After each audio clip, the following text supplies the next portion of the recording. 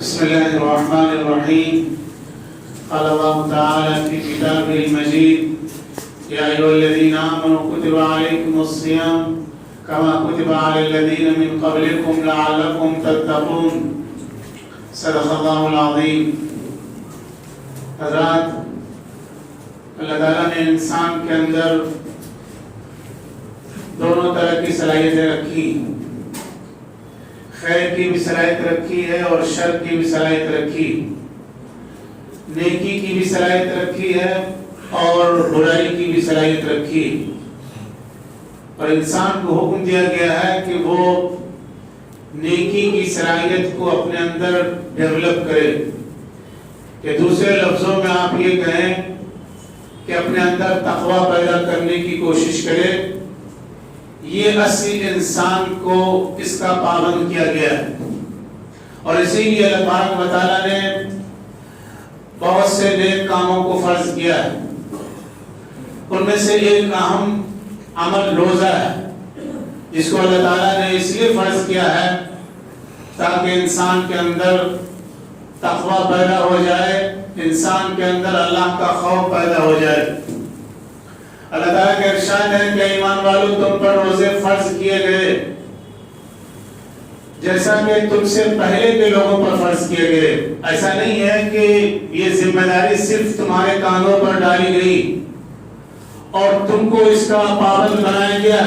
تم سے پہلے کی جو امتیں عیسائیوں میں سے، یہودیوں میں سے گزری ہیں، ان سب کو روزے کا حکم دیا گیا ہے.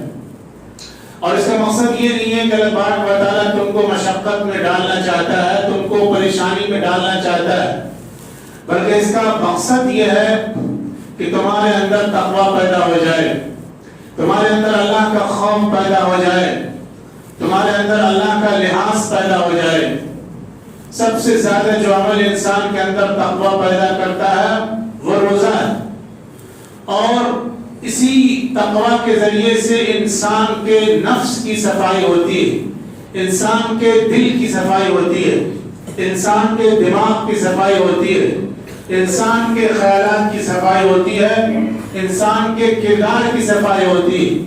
اور جس انسان کے نفس کی صفائی ہو جاتی ہے تو وہ کامیاب ہو جاتا ہے. اللہ تعالیٰ کا ارشاد ہے: قد افلح من زکاہا وقد خاب من دساہا.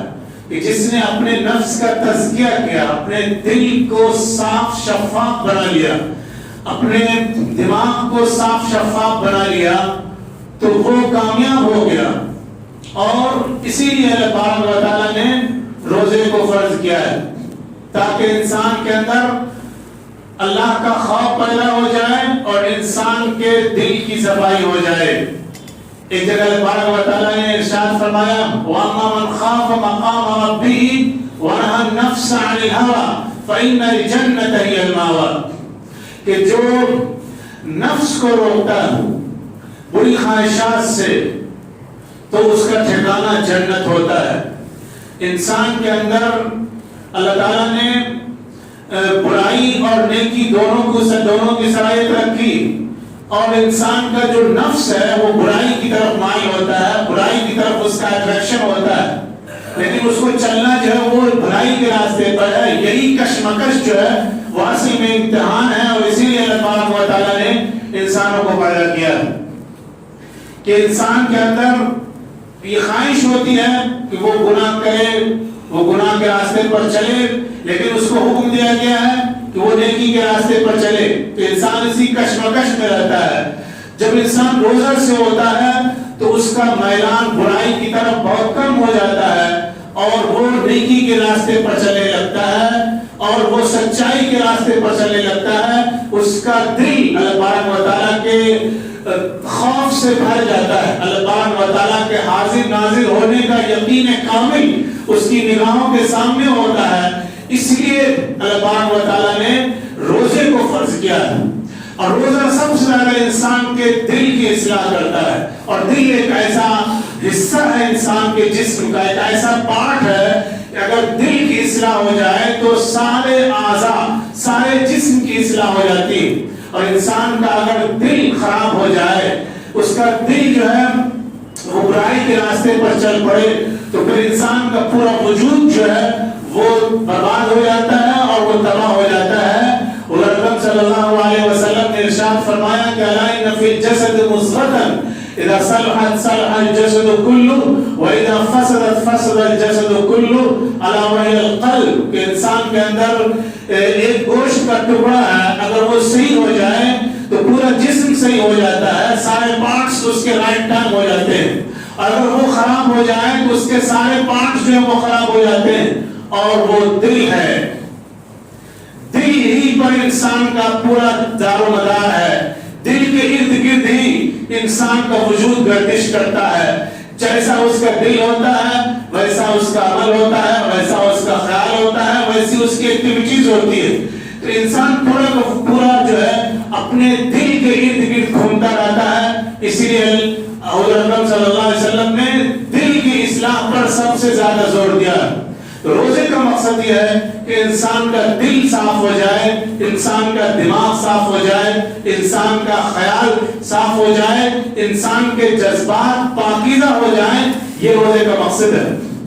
روزے کا دوسرا مقصد یہ ہے کہ انسان کو پریکٹس ہو جائے اپنے نفس پر کنٹرول کرنے کی۔ عام طور پہ انسان کو اپنے نفس پر کنٹرول نہیں رہتا ہے۔ انسان کے اندر ایک نفس امارہ ہے، ایک ایسی خواہش ہے جو اس کو برائی پر آمادہ کرتی ہے، برائی کی طرف لے جاتی ہے، اس پر انسان کا کنٹرول بہت کم ہوتا ہے۔ تو روزے کا مقصد یہ ہے کہ انسان کے اندر جو برائی کی خواہش ہے اس پر کنٹرول ہو جائے۔ اسی لیے اللہ تعالیٰ نے روزے کو ٹائم کے ساتھ باؤنڈ کر دیا، اتنے بجے تک کھانا اور اس کے بعد نہیں کھانا، پھر اس کے بعد کہا گیا کہ آپ کھانا شروع کرو۔ اس میں انسان ایک ایک منٹ کا حساب لگاتا ہے کہ آپ 2 منٹ بچے 2 منٹ تک کھا سکتے ہیں۔ پھر جب روز افطار کا وقت آتا ہے اس پر وقت بھی وہ حساب لگاتا ہے۔ تو یہ پورا انسان کا جو سسٹم ہے وہ ڈسپلین کے اندر آ جاتا ہے۔ روزے کا مقصد یہ ہے کہ انسان کی زندگی میں ڈسپلین آ جائے، انسان کی زندگی میں ٹائم کی اہمیت آ جائے۔ انسان وقت کو بہت ضائع کرتا ہے اور ٹائم کی اہمیت کو وہ نہیں سمجھتا ہے، لیکن سحری میں ایک ایک منٹ کی اہمیت کو وہ سمجھتا ہے، اور اسی طرح افطار سے پہلے ایک ایک منٹ کی اہمیت کو بہت زیادہ سمجھتا ہے۔ تو یہ جو انسان کے اندر پریکٹس ہوتی ہے وہ 1 منٹ پہلے نہیں کھا سکتا اور 1 منٹ بعد نہیں کھا سکتا، یہ کنٹرول کرنے کی جو صلاحیت ہے یہ صلاحیت روزے سے پیدا ہوتی ہے۔ اس لیے اللہ تعالیٰ نے 1 مہینے تک اس کو فرض کیا ہے تاکہ انسان لگاتار پریکٹس کرتا رہے، پریکٹس کرتے کرتے اس کی زندگی میں ڈسپلین آ جائے، اس کے اندر نفس پر کنٹرول کرنے کی صلاحیت پیدا ہو جائے۔ روزے کا ایک مقصد یہ ہے کہ انسان کے اندر انسانیت پیدا ہو جائے۔ انسان جب بھوکا ہوتا ہے اور انسان جب پیاسا ہوتا ہے تو وہ مینٹلی اور فزیکلی دونوں اعتبار سے کمزور ہوتا ہے۔ وہ کسی سے لڑنا نہیں چاہتا، وہ کسی سے بحث نہیں کرنا چاہتا، وہ کسی سے الجھنا نہیں چاہتا، اس لیے کہ وہ مینٹلی اور فزیکلی کمزور ہوتا ہے۔ اور حدیث میں آیا بھی ہے کہ جب تم سے کوئی لڑنے کی جھگڑنے کی کوشش کرے اس سے کہو کہ میرا روزہ ہے، یعنی میں اس پوزیشن میں نہیں ہوں کہ میں آپ سے لڑ سکتا ہوں، آپ سے بحث کر سکتا ہوں۔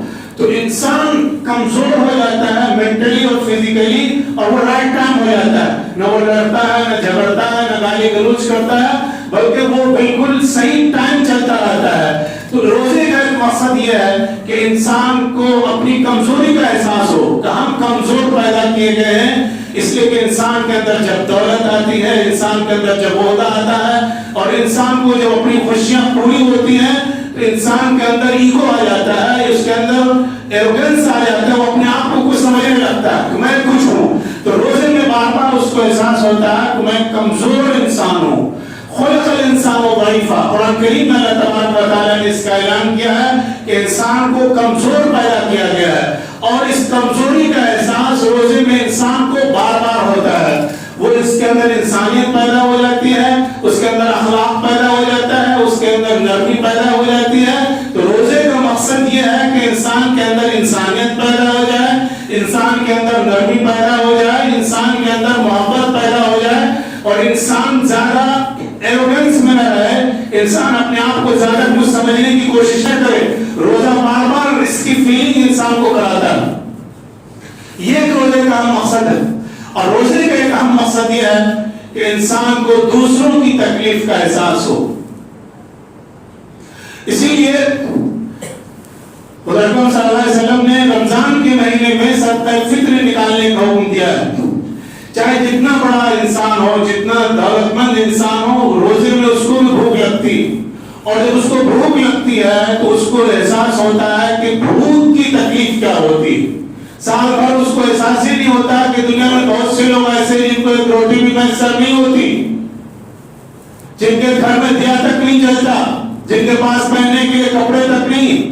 تو یہ احساس بہت سے لوگوں کو کبھی نہیں ہوتا, لیکن روزے میں اس کا احساس اللہ پاک و تعالیٰ دلاتا ہے کہ چاہے جتنا بڑا انسان ہو, جب وہ روزہ رکھے گا تو اس کو بھوک کی تکلیف کا احساس ہوگا, اس کو پیاس کی شدت کا احساس ہوگا, اس کو اور پریشانیوں کا احساس ہوگا. تو اس کے اندر یہ جذبہ پیدا ہوگا, یہ فیلنگ پیدا ہوگی کہ دوسرے لوگ جو بھوکے رہتے ہیں, دوسرے لوگ جو پریشان رہتے ہیں, ان پر کیا گزرتی ہوگی, اور ان کے دن رات کیسے کٹتے ہوں گے, اور ان کی زندگی کیسے گزرتی ہوگی. دوسروں کے درد کا احساس کرنا اور دوسروں کی تکلیف کو محسوس کرنا, یہ مومن کا شیوا ہے. انسان اس کو بھول جاتا ہے, اللہ و تعالیٰ روزے میں اس کو یاد دلاتا ہے.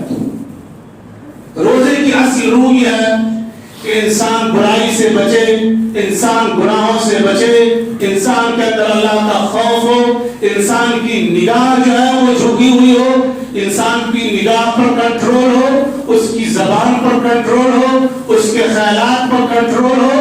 اسی کا نام تقویٰ ہے. اور یہ اگر روزے کے اندر پیدا نہیں ہوتا تو روزہ صرف ایک شکل بن کر رہتا ہے, ایک صورت بن کر رہتی ہے جس کے اندر کوئی روح نہیں رہتی. اللہ تعالیٰ ہم سب کو روزے کی حقیقت سمجھنے کی توفیق عطا فرمائے. وآخر دعوانا الحمدللہ رب العالمین.